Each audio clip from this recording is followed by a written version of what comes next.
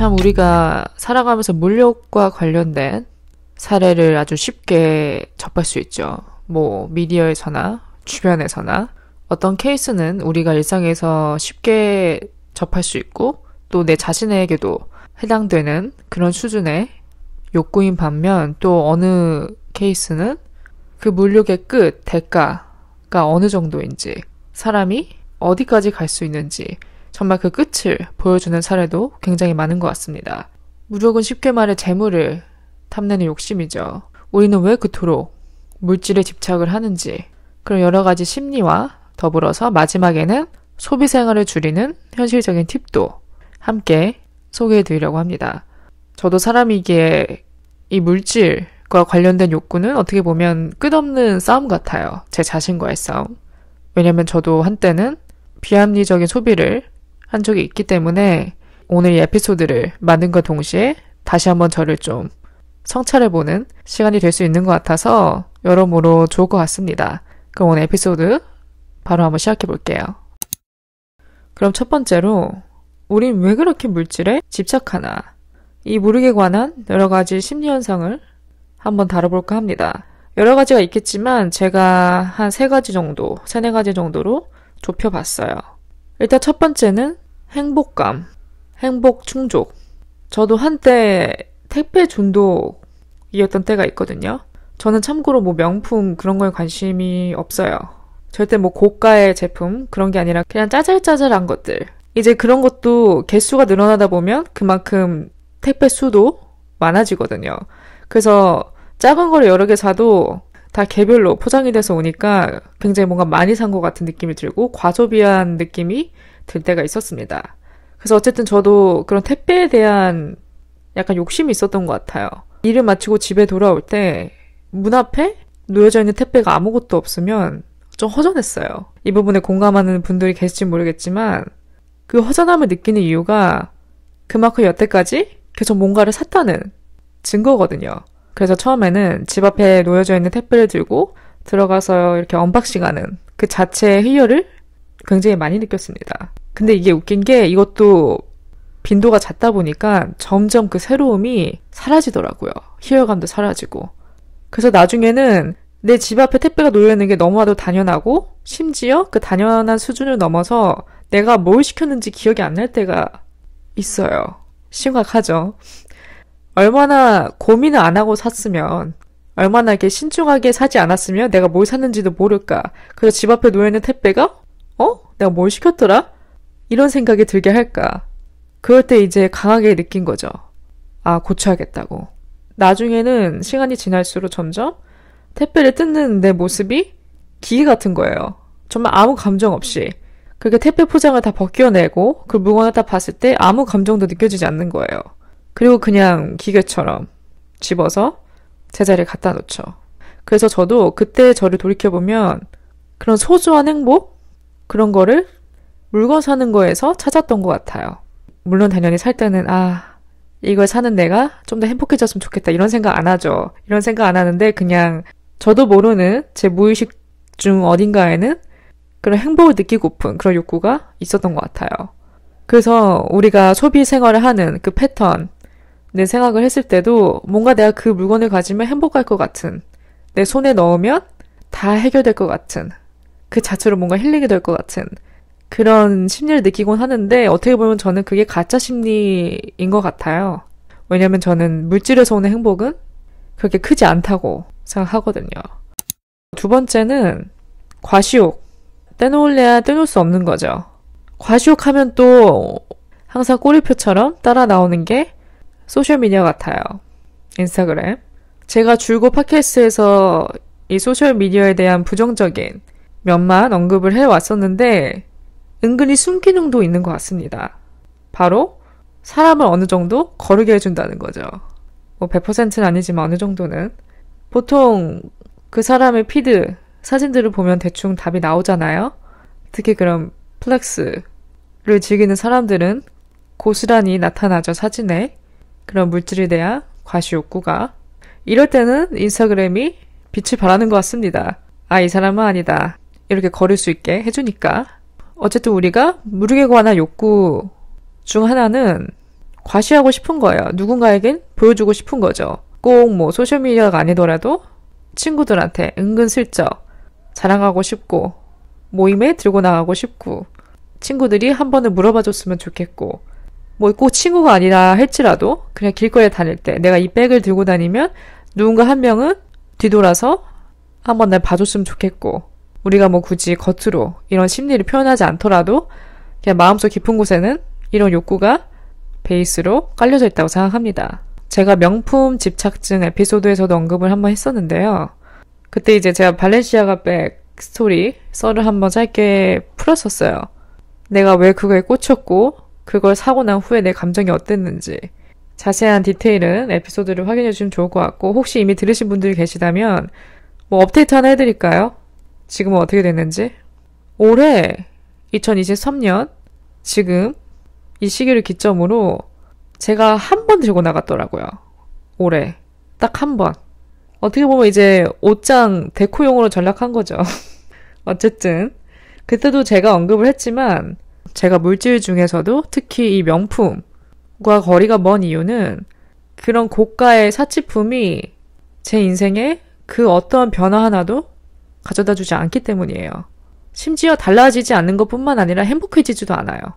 가지기 전까진 그걸 가지면 만족할 것 같고 행복할 것 같고 뭐랄까 이 풍만함, 풍요로움이 느껴질 것 같은데 막상 구매 후의 만족감이 구매 전에 가지고 있던 기대감을 훨씬 못 미치더라고요. 그래서 혹시 그런 딜레마에 빠진 분들이 계시다면 자신에게 한번 진지하게 물어보는 게 좋을 것 같아요. 내가 정말 그걸 소유했을 때, 또 과시했을 때 내 인생에서 달라지는 건 뭔지, 과연 그걸 가지고 나서도 지금 내 마음이 편안한지, 가지기 전의 기대감과 가진 후의 만족감 중 어느 쪽이 더 큰지 한번 자신에게 질문해보는 것도 좋을 것 같습니다. 그 다음 심리 중 하나는 조바심, 결핍입니다. 이 두 가지는 비교의식에서도 오는 것 같아요. 우린 끊임없이 남들과 비교하게 되죠. 내가 원하든 원하지 않던. 그래서 전혀 뭐 필요한 것도 아니고 없으면 안 되는 것도 아닌데 괜히 내가 다른 사람이 가지고 있는 거 봤을 때 나도 뭔가 가져야 될 것 같고 계속 소비를 이렇게 창조하게 되는 부정적인 현상이 나타나는 거죠. 또 그 조바심 중엔 그런 것도 있어요. 품절에 대한 조바심. 이 품절이란 단어 그 빨간색으로 항상 뜨잖아요. 인터넷에 보면. 그게 굉장히 사람을 자극시키는 것 같아요. 한 며칠 전부터 눈독 들인 제품이 있어서 장바구니에 넣어놨는데 사진 않았어요. 생각해보고 사려고. 그래서 이제 중간중간에 생각날 때마다 이렇게 장바구니에 들어가서 확인을 하는데 어느 날 갑자기 품절 임박 이렇게 뜨는 거죠. 그럼 어떡하지? 사야 되나? 왠지 모를 조바심이 생겨서 그런 가짜 심리가 드는 거죠. 그게 사람을 굉장히 자극하는 면이 있는 것 같습니다. 특히 품절에 대한. 그래서 제가 이런 감정에서 어떻게 하면 벗어날 수 있을까 생각을 해보니까 우리가 결제하는 거에 있어서 내 카드를 결제하는 거에 있어서 신중함을 많이 기울여야겠다라는 깨달음이 들었습니다. 최대한 구매를 미루는 거예요. 일단은 가지고 싶은 게 생겼을 때. 장바구니에 넣어놓는 거? 오케이. 근데 결제는 안 하는 거예요. 그래서 뭐 기간을 둬 보는 거죠. 처음에는 한 3일 기다렸다가 3일 넘겼으면 5일 기다리고 일주일 기다리고 한 2주 정도 기다렸는데 더 이상 생각이 안 난다. 그러면 그건 살 필요가 없는 욕구인 거죠. 가짜 욕구인 거죠. 그러면 안 사면 되는 거고 그럼에도 생각난다. 뭐 한 달이 지났는데도 생각난다. 그러면 그때는 뭐 내가 정말 가지고 싶은 거 필요한 거일 수도 있으니까 그때 한번 다시 가서 생각을 해보면 되는 거죠. 그래서 이런 조바심, 결핍을 컨트롤하기 위해선 신중함을 기울이자. 그 다음은 우리가 이 무력과 과시욕에 관해서 몇 가지 오해들이 있더라고요. 우리가 흔히 하는 오해들, 착각들 그런 게 몇 가지 있는 것 같아서 제가 한번 정리를 해봤습니다. 먼저 첫 번째는 자기만족입니다. 우리가 때때로 과소비를 자기만족으로 포장하는 경우가 굉장히 빈번하다는 걸 느꼈습니다. 포장하기 딱 좋은 단어죠. 자기만족. 꽤나 남용되고 있는 것 같아요. 이 단어가. 왜냐면 어디든 다 갖다 붙이니까. 말끝마다. 뭐 예를 들어 내가 지금 자차가 한 대 있긴 한데 물론 잘 돌아가고 산지 얼마 되지도 않았고 멀쩡하고 근데 이거를 출근용으로 쓰기에는 좀 오바스러운 것 같아. 뭔가 업무용으로 쓸만한 세컨카, 딱 컴팩트한 세컨카 하나가 더 있었으면 좋겠는데 하나 살까? 뭐 어때? 어차피 남도 아니고 내가 끄는 건데. 뭐 내가 만족하면 되는 거 아닌가? 이런 심리로 괜히 불필요한 물질을 하나 더 추가시키려고 하고 또 얼마 전에 할부로 산 내 데일리백, 출근용 데일리백이 하나 있긴 한데 생각해보니까 외출용 백이 없네. 친구들 만날 때 뭘 들고 가야 되지? 지금 이거 들고 가기에는 크기도 좀 큰 것 같고 너무 클래식해 보이고 약간 외출용으로 밤에 친구들 만날 때 들고 나갈 만한 좀 튀고 팬시한 백 하나가 더 있었으면 좋겠는데 하나 살까? 근데 실상은 한 달에 한 번 외출할까 말까 하는 사람이 이런 고민을 하고 있는 경우도 있고 여러 가지 유형들이 있죠. 그래서 결국은 그런 고민을 거치다가 끝에는 자기만족이라는 결론을 내리게 돼요. 뭐 어차피 내가 들고 다닐 건데 내가 뭐 남 줄 건가? 생각해보면 당연하죠. 당연한 얘기죠. 당연히 내가 쓰겠죠. 내가 샀으니까. 근데 그게 정말 필요하냐는 거죠. 이게 없으면 내 일상생활에 당장 지장이 생기나? 우리가 이런 질문은 피하려는 경향이 있는 것 같습니다. 왜냐면 필요 없거든요. 근데 인정하고 싶지 않아서 끝끝내 내 불필요한 소비를 자기만족으로 합리화하려는 경향이 큰 것 같습니다. 그 다음 오해 중 하나는 부자들은 모두 과소비한다, 플렉스한다 이렇게 생각하는 경향이 있는 것 같아요. 이거는 정말 사람마다 다르다고 느낀 게 저도 어렸을 때는 단순하게 그렇게 생각했던 때가 있었죠. 돈 많은 사람들은 항상 뭔가 펑펑 쓰고 여행도 다니고 갖고 싶은 거 그때그때 다 사고 그럴 줄 알았는데 모두가 그렇진 않더라고요. 처음부터 뭐 유복한 가정에서 자랐다고 해서 커서도 흥청망청 쓰는 것도 아니고 꼭 또 어렸을 때 금전적으로 좀 힘들게 자랐다고 해서 그런 사람들이 모두 커서 다 검소하고 절약하고 또 베풀고 사는 것도 아닙니다. 이건 정말 사람마다 다르더라고요. 사람마다 거쳐온 환경에서 얻는 깨달음에 따라 어떤 어른이 되는지 갈리는 것 같아요. 그런 사람도 있잖아요. 엄청난 부를 가지고 있는 사람들 중에서도 굉장히 검소한 라이프를 실천하고 있는 사람들, 뭐 자전거 타고 다니고 대중교통 타고 다니고 마트 가서 장 보고 그냥 정말 그렇게 평범하게 사는 사람들, 자신의 그런 재력과 상관없이. 그리고 또 베푸는 사람들도 엄청 많죠.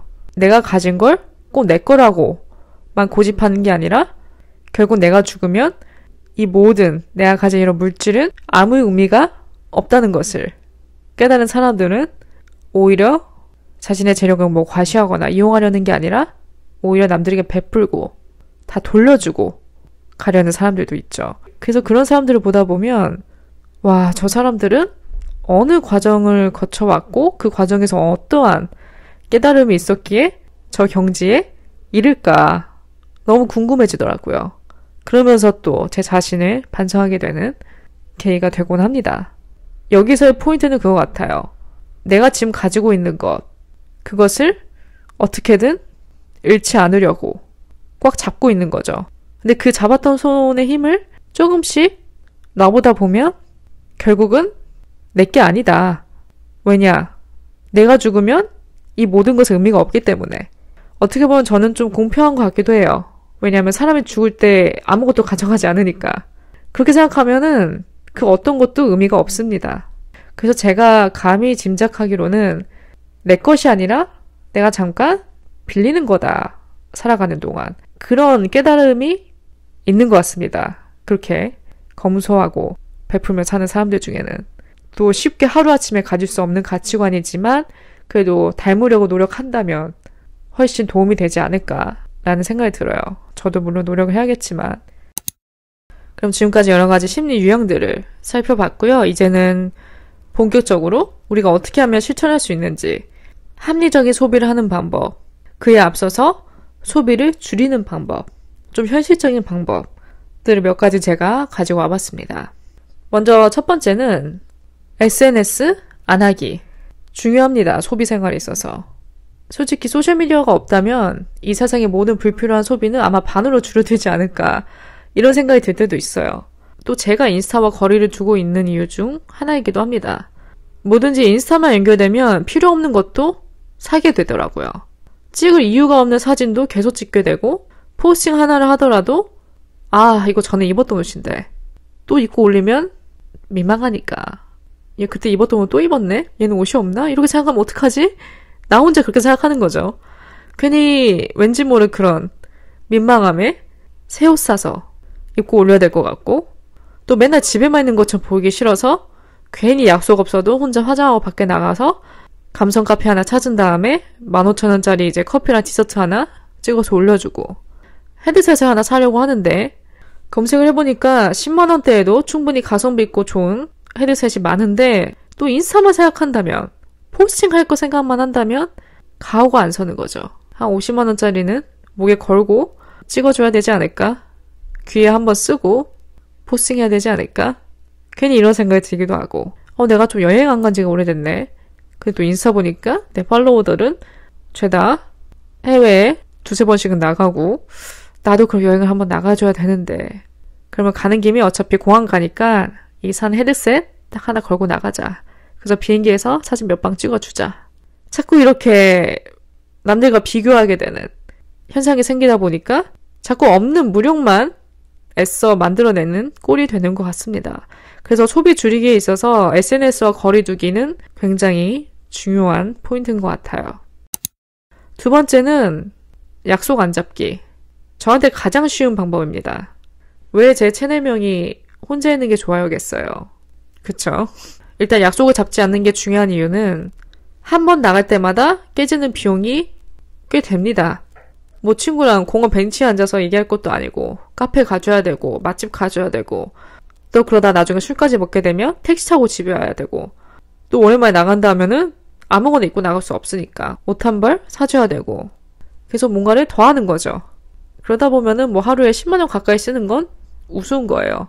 웬만해서는 불필요한 약속 잡지 않기. 이것도 소비를 줄이는데 큰 일조를 하는 것 같습니다. 그 다음은 다 쓰고 사기. 이거는 우리 모두가 저 포함해서 많이 실천했으면 좋겠어요. 장도 자주 보지 말고 정말 냉장고에 아무것도 없을 때, 그때 가서 보는 거예요. 그리고 가서 본다 하더라도 필요한 것만 사는 거죠. 저는 좀 쌓아두는 걸 안 좋아합니다. 특히 음식 그런 거. 저는 좀 비어진 냉장고를 볼 때 희열감을 느끼는 편이에요.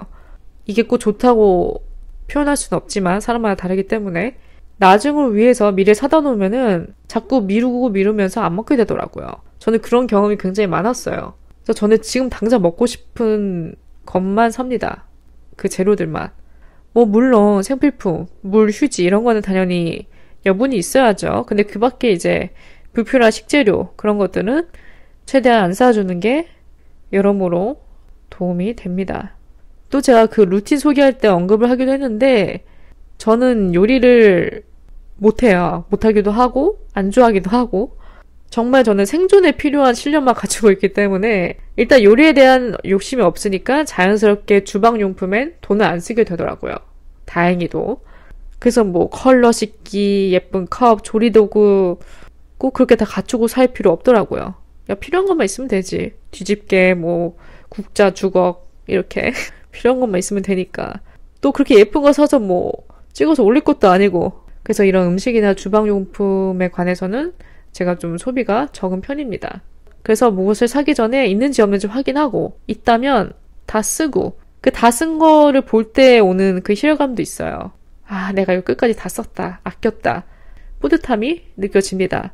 그 다음에 이제 또 사는 거죠, 필요할 때. 옷도 마찬가지 같아요. 옷도 이제 유니폼처럼 입을 만한 코디 한 두세 개만 딱 정한 다음에 계속 돌려 입는 거예요. 이럴 때 팁이 될 수 있는 거는 최대한 베이직한 아이템을 사는 거, 레이어드 깔맞춤하기에 좋은 아이템을 사는 거, 코디하기 쉬운 것들로 자신의 원래 스타일을 벗어나지 않는 한에서 여러 가지 이렇게 코디하면서 이것저것 코디해가면서 돌려입는 거 중요한 부분이죠. 인간과 이 무력은 끝없는 배틀 같습니다. 이 무력에서 벗어나 진리를 깨닫고 경지에 오르는 게 하루아침에 되지 않죠. 끊임없는 자기 성찰과 실천이 반복되어야 한다고 생각합니다. 돈이면 다 될 것 같은 그런 생각, 그것을 끝끝내 내 손에 쥐면 모든 게 만사형통할 것 같다는 착각에 빠지지만 결국 그 모든 것은 허상이죠. 그래서 우리가 없는 것을 쫓기보다는 내가 지금 가지고 있는 것을 한번 돌이켜볼 필요가 있다고 생각합니다. 또 몰라요. 우리가 이미 꽤나 많은 것을 가지고 있을지 우리는 그다지 부족하지 않을 수 있어요. 그렇기 때문에 계속 채우려는 거에 대한 압박을 느끼기보다는 내가 이미 가진 것을 한번 돌이켜보고 그런 것들을 먼저 소비한 다음에 그 다음에 구매를 한번 검토를 해보는 거죠. 그래서 이게 정말 나한테 필요하고 합리적인 소비라면 행하고 아니면 말고 우리의 포커스를 한번 점검을 해봐야 된다는 거죠. 그래서 내가 정말 추구하고자 하는 인생이 어떤 건지 그런 돈이나 물질을 따라가기보다는 그런 것들이 나를 쫓아오게 만들고 싶잖아요. 노예가 되고 싶지 않죠.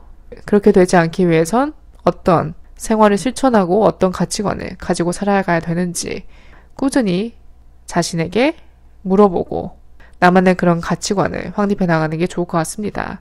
뭐 항상 느끼지만 이 에피소드 하나의 모든 그런 솔루션과 모든 유형들을 다 다룰 수 있으면 좋겠지만 힘들죠. 그래서 앞으로 저도 또 이제 살아가다가 여러 가지 뭐 깨달음이나 또 혼자만의 이런 소비주의의 챌린지 그런 걸 또 하게 된다면 여러 가지 후기들과 느낀 점을 다른 에피소드로 한번 엮어서 공유를 해드리도록 하겠습니다. 오늘 에피소드 내용이 마음에 드셨다면 별 5개 리뷰도 남겨주시면 너무 좋을 것 같아요. 오늘 에피소드를 들어와주신 모든 분들 감사드리고요. 저는 또 다음 에피소드로 찾아뵙겠습니다.